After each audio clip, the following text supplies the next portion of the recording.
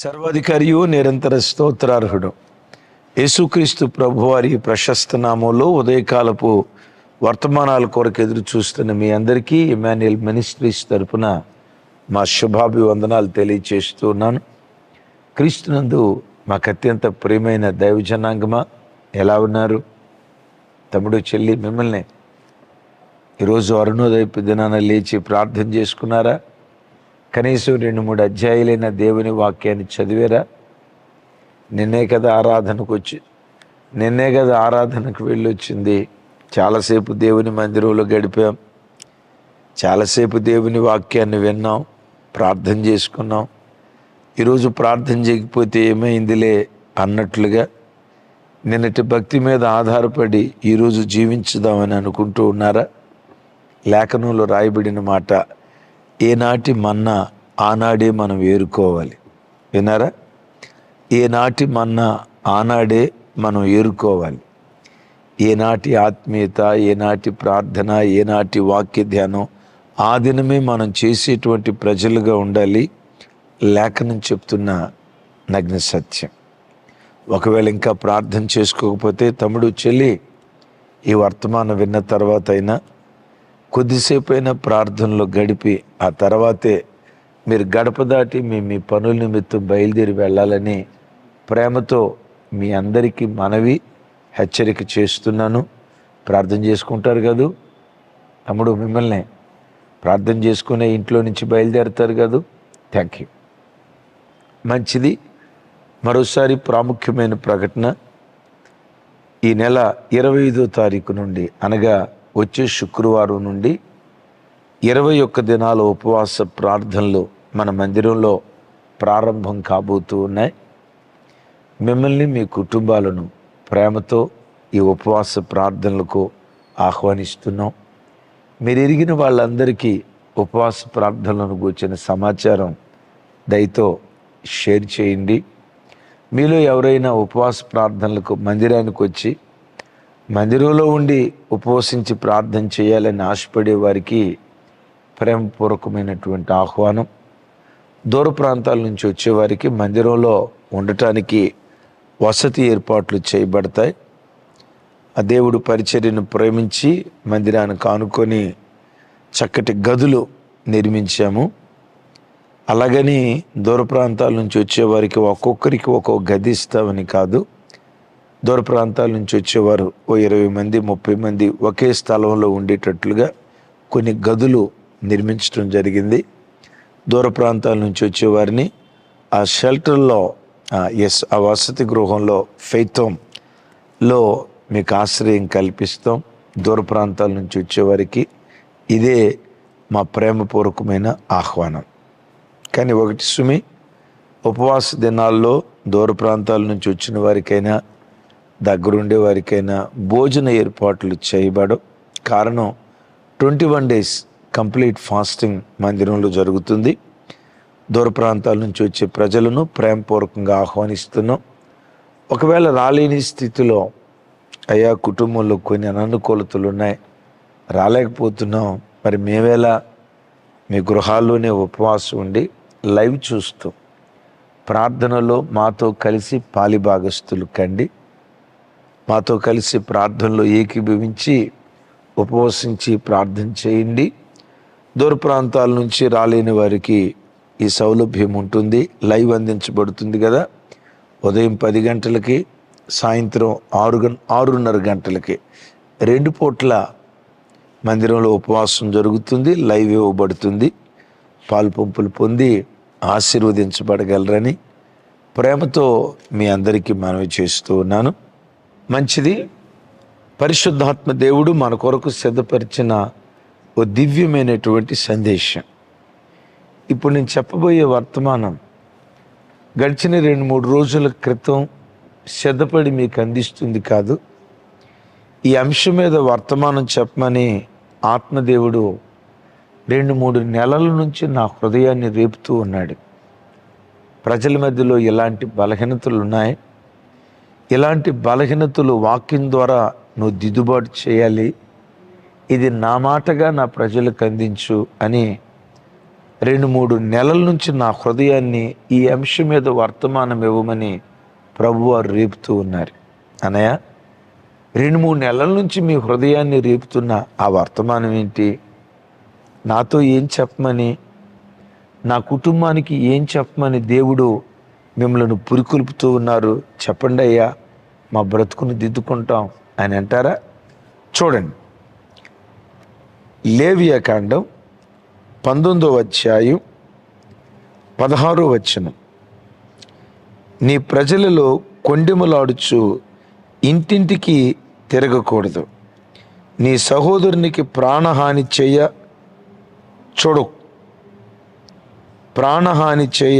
చూడకూడదు, నేను యెహోవాని. విన్నారా? నీ ప్రజలలో కొండెములాడుచు ఇంటింటికి తిరుగులాడకూడదు. కోర్స్ ఒకప్పుడు కొండేలు చెప్పడానికి ఇంటింటికి తిరిగేవాళ్ళు, ఇప్పుడు ఇంట్లోనే ఉండి ఇంటింటికి తిరుగుతున్నారు. ఎంత విచిత్రమో చూడండి. ఒకప్పుడు కొండేలు మాట్లాడాలంటే, ఆ కొండేలు చెప్పాలంటే ఆ ఇంటికి వెళ్ళి ఈ ఇంటికి వెళ్ళి ఈ ఇంటికి వెళ్ళి ఇంటింటికి తిరిగేవాళ్ళు. ఇప్పుడు అద్భుతం ఏంటో తెలుసా? ఇంట్లోనే ఉండి ఇంటింటికి తిరుగుతున్నారు. ఆ రోజుల్లో ఒక గ్రామమే తిరిగేవాళ్ళు, ఇంటింటికి గ్రామమే తిరిగేవాళ్ళు. ఈ కాలంలో ఇంట్లోనే ఉండి ప్రపంచం అంతా తిరిగి వస్తున్నారు. దేన్ని బట్టి, దేని ద్వారా? చెప్పండి కింద కామెంట్ బాక్స్లో రాయండి.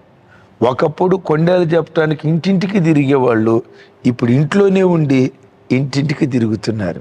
దేని ద్వారా? సెల్ ఫోన్ ద్వారా. అసలు కొండలంటే ఏంటి? అసలు కొండలు ఎలాంటివి? సమాజానికి ఎంత నాశనాన్ని కలుగు చేస్తాయి? తుదకు కొండేలాడేటువంటి వాని బ్రతుకు ఎంత వినాశనమైపోద్ది. దివ్యమైన మాట. కొండెములు అనే పదానికి గుసగుసలాడటం అని, ఇతరులను గూర్చి చాటును విమర్శించటం అని, ఇతరుల మీద అపనింద వేయటం అని. విన్నారా? ఇతరులను గూర్చి విమర్శిస్తూ, నింద వేస్తూ, అపవాదు వేస్తూ బ్రతకటాన్ని, మాట్లాడటాన్ని దేవుని యొక్క వాక్యం కొండెములాడటం అని వాక్యంలో చూస్తున్నాం. దైవజనమా, మిమ్మల్ని ఒక మాట అడుగుతా సూటిగా.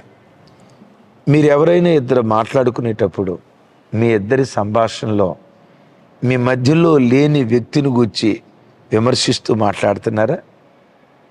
మీ మధ్యలో లేని వ్యక్తుల కుటుంబాలను గూర్చి గుసగుసలాడుతున్నారా? వారి కుటుంబాన్ని గూర్చి, వారిని గూర్చి తెలిసి తెలియని సమాచారంతో ఇది కన్ఫర్మ్ అన్నట్లుగా ఇతరులను గూర్చి చెవులు కొరుక్కునేటువంటి మనస్తత్వం, అదే గుసగుసలాడేటువంటి వ్యక్తిత్వం మీ సంభాషణలో ఉందా? నీవెవరివో తెలుసా? కొండెగత్తెవి. తమ్ముడు, నీవెవరివో తెలుసా? కొండెగాడివి. మీరిద్దరున్నప్పుడు మూడో వ్యక్తిని గూర్చి విమర్శిస్తూ గుసగుసలాడారంటే వారు కొండెగాళ్ళు. దేవుని వాక్యం అంటారు. కొండేలు ఎంత ప్రమాదమో తెలుసా? ఇక్కడే చూస్తాం. నరహత్య చూడకూడదు అంటాడు. కొండెం నథింగ్ బట్ నరహత్య, మర్డర్. హత్యకు సమానం కొండెములు. ఓ గొప్ప భక్తుడు, మొర్గాన్ అనే ఒక గొప్ప భక్తుడు ఒక న్యూస్ పేపర్కి కొండెములను గూర్చి ఇలా రాశాడు. ఏం రాశాడు చూడండి. ఫిరంగి నుండి పెద్ద శబ్దంతో వచ్చే గుండు కన్నా నేను ప్రాణాంతకమైన వాడిని. నేను ఎవరినో చెప్పండి? నేను చంపకుండా గెలుస్తాను. నేను కుటుంబాలను కూలుస్తాను, హృదయాలను విచ్ఛిన్నం చేస్తాను, జీవితాలను నాశనం చేస్తాను. నేను ఎవరినో చెప్పుకోండి చూద్దాం. గాలి రెక్కల మీద నేను ప్రయాణం చేస్తాను. నన్ను బెదిరించేంత బలం ఏ నిరపరాధత్వానికి లేదు. నన్ను భయపెట్టేంత స్వచ్ఛత ఏ పవిత్రతకు లేదు. నేను సత్యాన్ని లక్ష్య పెట్టను, న్యాయాన్ని గౌరవించను, దిక్కులేని వారి పట్ల దయ చూపను. నేనెవరినో చెప్పుకోండి. నా బాధితులు, వినండి మాట, నా బాధితులు సముద్రపు ఇసుకల అసంఖ్యాకముగా ఉన్నారు. వారిలో చాలామంది అమాయకులే. నేనెప్పుడు మర్చిపోను, అరుదుగా క్షమిస్తా. నేనెవరినో చెప్పుకోండి. నేనెవరినో తెలుసా? నా పేరేంటో తెలుసా? నా పేరే కొండెములు అంటాడు ఆయన. కొండెల ద్వారా విచ్ఛిన్నమైన కుటుంబాలు ఎన్నో, తెలిసి తెలియని సమాచారంతో అపనిందలు వేసి నాశనం చేయబడిన కుటుంబాలు ఎన్నో.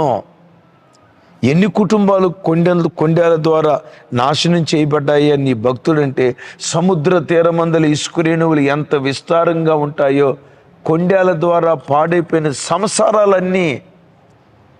బైబిల్లో ఒక కొండేగాడు ఉన్నాడు, వాని పేరు దోయేగు. ఏం జరిగిందో చెప్పమంటారా? అది బైబిల్లో ఎక్కడ రాసిందో కింద రెఫరెన్స్ రాయి. దావీదు సౌలు చేత తరంపబడుతున్నప్పుడు అహిమెలెకు అనే యాజకుడి దగ్గరికి వెళ్ళాడు. నేను ఆకలితో ఉన్నాను, నీ దగ్గర ఉన్న రొట్టెలుంటే ఇయ్యయ్యా. ప్రతిష్ఠించబడిన రొట్టెలను యాజకులు తప్ప ఎవరు తినకూడదు, నీకు ఇవ్వకూడదు, నువ్వు ప్రతిష్ఠితుడువో కాదు అంటే, నేను ప్రతిష్ఠితుడినేనయ్యా, రాజు పని నిమిత్తం పంపించాడు, ఆకలితో ఉన్నా. సరే, ఆ రొట్టెలు ఇచ్చాడు. ఆ తర్వాత రాజు పంపించిన కార్యం నేను నెరవేర్చినట్లుగా నా చేతిలో ఆయుధం లేదు, ఒకవేళ నీ దగ్గర ఏమన్నా ఆయుధం ఉంటే ఇవ్వయ్యా అంటే, యాజకుడు ఏమన్నాడు తెలుసా? నీవు ఏలా లోయలో గొలియాతుని చంపేవే గొలియాతు ఖడ్గంతో, ఆ గొలియాతు ఖడ్గం నా దగ్గర ఉంది, ఇదిగో తీసుకో అని గొలియాతు ఖడ్గాన్ని ఆ యాజకుడు దావీదుకి ఇచ్చాడు. దోయేగు అనే ఈ పశువుల కాపరి దూరం నుంచి చూశాడు. దావీదు అలా వెళ్ళిపోవటంతో సౌలు కబురు పంపించాడు, రాజా ఇంకేమైనా ఉందా? యాజకుడు దావీదుతో లలూచి పడ్డాడు. వాళ్ళిద్దరు కలిసి నీ కుట్రలు బన్నుతున్నారు, వాళ్ళిద్దరు కలిసి నీ కుట్రలు బన్నుతున్నారు. ఆ కుట్ర బన్నే పరంపరలో ఏం జరిగిందో తెలుసా? దావీదుకి యాజకుడు రొట్టెలు ఇచ్చాడు బలం తెచ్చుకోమని. ఎందుకు రాజా బలం? నేను కొట్టడానికి, నేను చంపటానికి, నీ మీద యుద్ధం చేయటానికి పంపించేటప్పుడు ఒడి చేతులతో పంపించలా. అదే గొలియాతు ఖడ్గం ఉందే, ఆ గొలియాతు ఖడ్గం ఇచ్చి పంపించాడు. రాజా, ఇక్కడేదో కుట్ర జరుగుతుంది, నేను చంపటానికి ప్లాన్ చేస్తున్నారని వీడు కొండేలు చెప్పాడు. ఈ కొండేలు చెప్పినప్పుడు సౌలు ఎంత చక్కగా విన్నాడంటే, బిడ్డలారా ఇక్కడ వినండి, కొండేలు ఎంత మాధుర్యంగా ఉంటాయో బైబిల్లో రాయబడిన ఒక మాట చూడండి. సామెతల గ్రంథం 26వ అధ్యాయం 22వ వచనం. కొండేలు ఎంత రుచికరంగా ఉంటాయో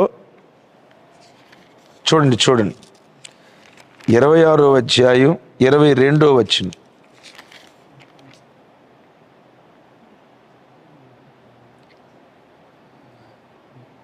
రైట్, 20వ వచనం నుంచి చూద్దాం. కట్టెలు లేని యెడల అగ్ని ఆరిపోవును, కొండెగాడు లేని యెడల జగడము చల్లారును. వేడి బూడిదకు బొగ్గులు, అగ్నికి కట్టెలు, కలహము పుట్టించుటకు కలహప్రియుడు. కొండెగాని మాటలు రుచిగల పదార్థములు, అవి లోకడుపులోకి దిగిపోవును. కొండేలు ఎలాంటివో చెప్పంటారా? రుచిగల భోజ్యములు. ప్యారడైజ్ బిర్యానీ కంటే టేస్టీగా ఉంటుంది. బవాచి బిర్యానీ కంటే టేస్టీగా ఉంటుంది. నలభేమ పాకం అంటారు చూసారా? ఆ నలభేమ పాకం వండినా అది ఎంత రుచిగా ఉంటుందో లేదో కానీ, కొండేలు అనేటువంటి మాటలట రుచిగల భోజ్యములు. అవి ఎక్కడికి దిగుతాయో తెలుసా? లో కడుపులోకి దిగుతాయి.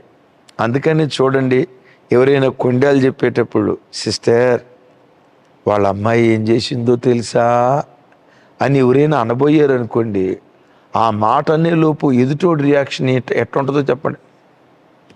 ఏం చేసింది సిస్టర్?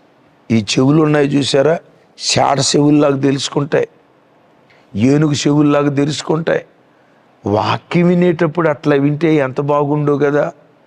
ప్రజలారా, దేవుడు మీతో మాట్లాడుతున్న మాట అని అంటే,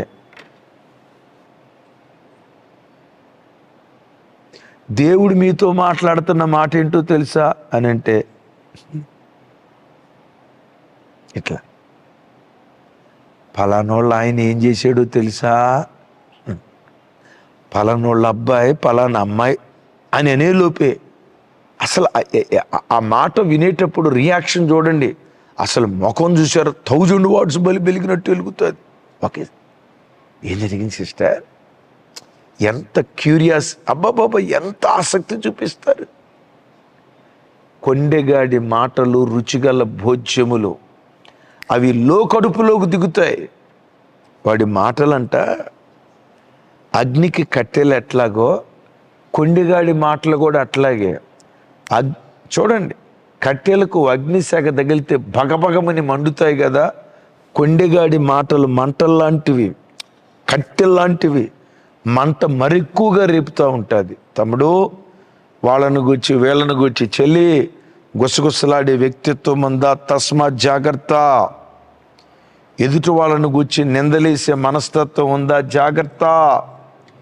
ఎవరి మీదో ఎదుటోడికి చాడీలు చెప్తూ వాళ్ళ మధ్యలో శత్రుత్వం పెరిగేటట్లుగా గుసగుసలాడే చాడీలు కోరిదానిగా కొండెగత్తిగా బ్రతుకుతున్నావా? తస్మాత్ జాగ్రత్త.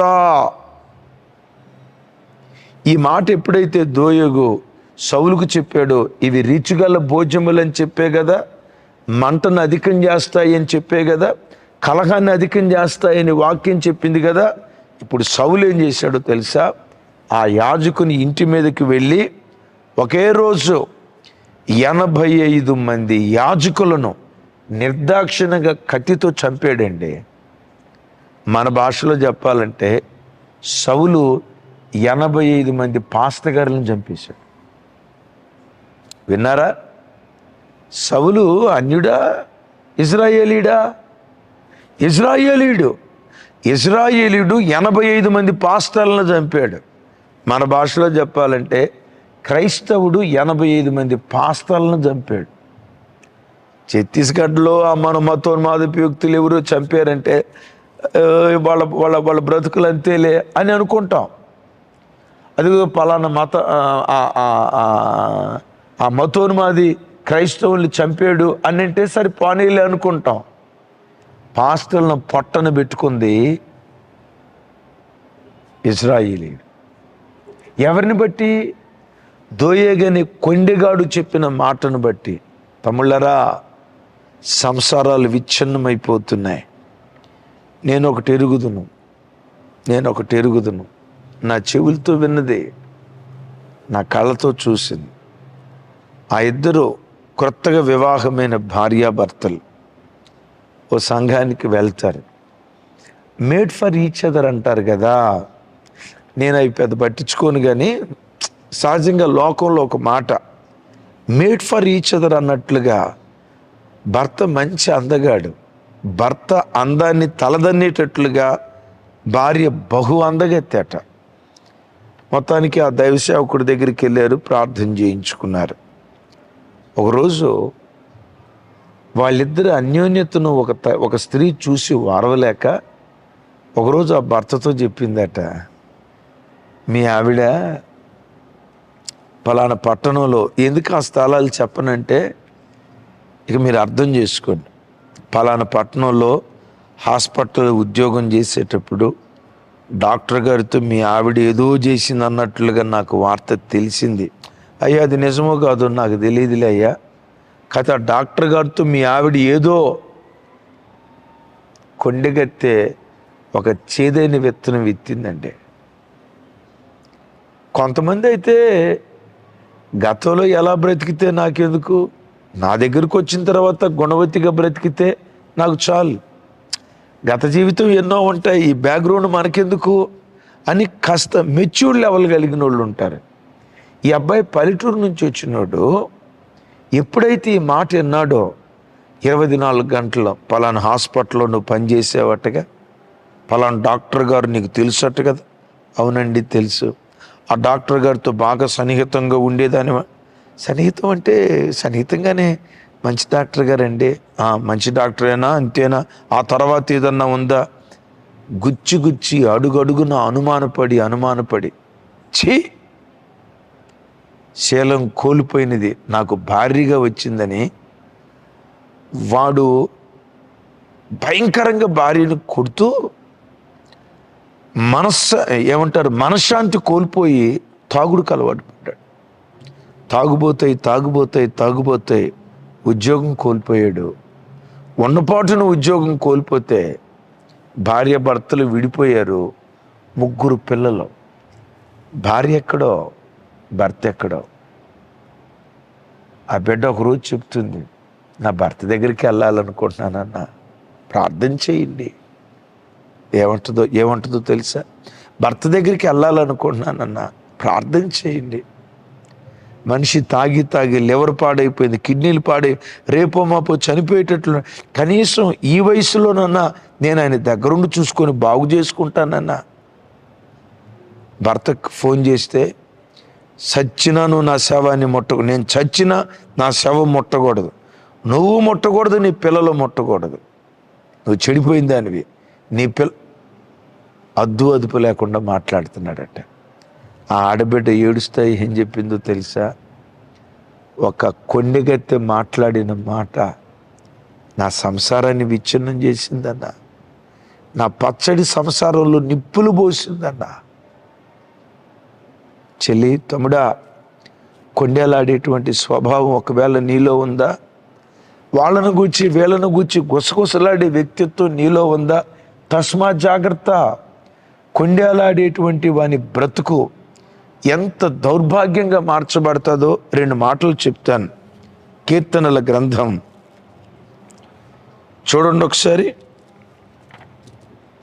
140వ కీర్తన 11వ చరణం. 140వ కీర్తన 11వ చరణం. కొండెములాడువాడు భూమి మీద స్థిరపరచబడకుందురుగాక. విన్నారా? కొండెములాడేవాడు భూమి మీద స్థిరపరచబడకుందురుగాక. విన్నారా? కొండేలాడేవాడు స్థిరపడడు. ఒక ఉద్యోగంలో స్థిరపడ్డు, ఒక వ్యాపారంలో స్థిరపడ్డు. వాని బ్రతుకులో సెటిల్మెంట్ అనేది ఉండదు. కుటుంబం స్థిరపడదు. దేశదెమ్మరిగా తిరుగుతూ ఉంటాడు. ఈరోజు ఈ ఉద్యోగం అంటాడు, రేపు ఇంకొక ఉద్యోగం అంటాడు. ఈరోజు ఎక్కడున్నాను అంటాడు, రేపు ఇంకో చోట. వాడు దేశదెమ్మరిగా ఎందుకు తిరుగుతాడో తెలుసా? కొండెములాడువాడు భూమి మీద స్థిరపడరు. ఓ మాట, ఈ వాక్యం చదువుతున్నప్పుడు నాకు కాస్తంత నవ్వు అనిపించింది. వాక్యం ఎంత అద్భుతంగా ఉంటుందో దీన్ని ధ్యానిస్తే. కొండెములాడువాడు భూమి మీద స్థిరపడ్డం. మరి భూమి మీద స్థిరపడకపోతే ఎక్కడ స్థిరపడుతున్నట్టో? అదే నరకంలో స్థిరపడతాడు. అర్థమైందా? భూమి మీద స్థిరపడ్డు, నరకంలో స్థిరపడతాడు.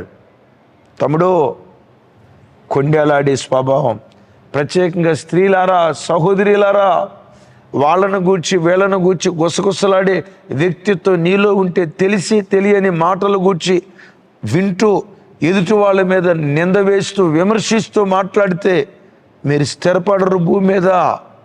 విన్నారా? ఆ తర్వాత నరకంలో స్థిరపడే ప్రమాదం ఉంది. సరే, భూమి మీద బ్రతికిన దినాలంతట్లో ఈ కొండేలాడేటువంటి వాని బ్రతుకు పరిస్థితి ఎలా ఉంటుందో ఇంకొక గుండెలు బ్రద్దలు చేసే మాట. కీర్తనల గ్రంథం 50వ కీర్తన చూడండి. 50వ కీర్తన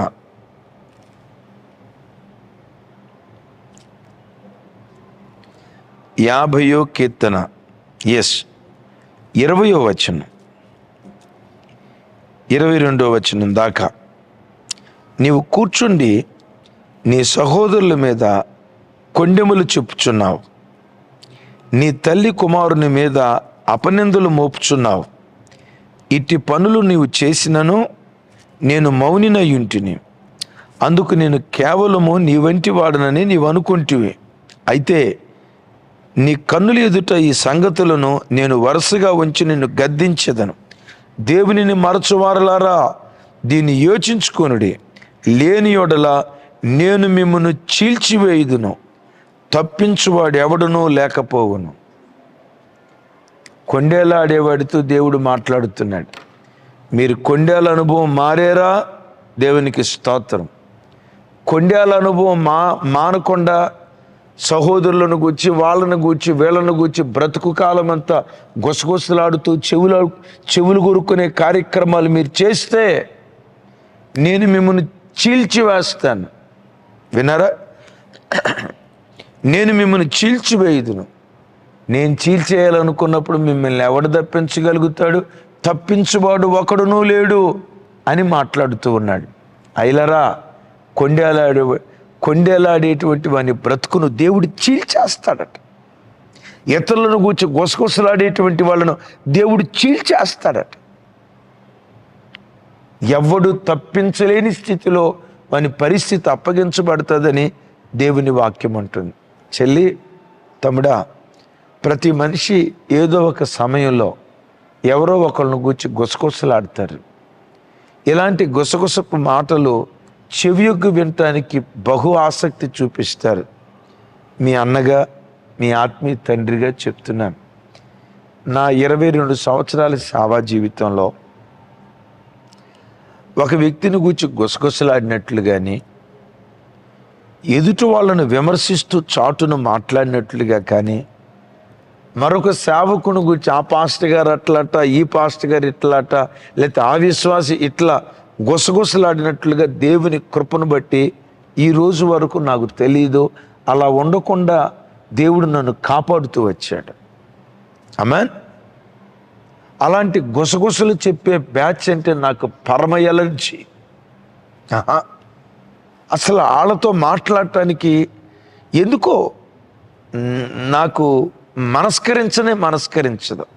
కొంతమంది 24 గంటలు ఈ గాలి మాటలే చెప్పుకుంటా, ఈ గాలి వార్తలే చెప్పుకుంటా, ఈ గాలి మాటలతో కడుపు నింపుకొని ఇలా కొండెగాళ్ళుగా సమాజంలో మారిపోతున్నారు. ఈ కొండెగాళ్ళ అనుభవం ఎంత వినాశనం కలుగు చేస్తుందో ఆ ప్రత్యక్షత లేని స్థితిలో అనేక మంది బ్రతుకుతున్నారు. ఈ వాక్యం వింటుండగా దేవుని నాకు మాట అడుగుతావా? దేవా, నేను కొండెగాడిగా ఉండొద్దు, ఇతరులను గూర్చి గుసగుసలాడకూడదు. కొంతమంది ఉన్నారు, ఎవరిని గూర్చి ఏ ఇన్ఫర్మేషన్ అడిగినా ఫింగర్ టిప్ మీద టకమని చెప్తారు. ఒకవేళ నెట్లో గూగుల్ తల్లిని అడిగితే ఆ గూగుల్ తల్లి అయినా బఫరింగ్ ఇస్తుందేమో, ఈడు బఫరింగ్ ఈడు.